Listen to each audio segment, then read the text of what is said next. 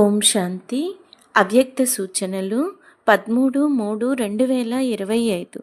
సత్యత మరియు సభ్యత రూపీ కల్చర్ను అనగా సంస్కృతిని అలవరుచుకోండి. జ్ఞానానికి సంబంధించిన గుహ్యమైన విషయాలు ఏవైతే ఉన్నాయో వాటిని స్పష్టం చేసే విధి మీ వద్ద చాలా బాగుంది మరియు స్పష్టీకరణ ఉంది. ఒక్కొక్క పాయింట్ను లాజికల్గా స్పష్టం చేయగలరు.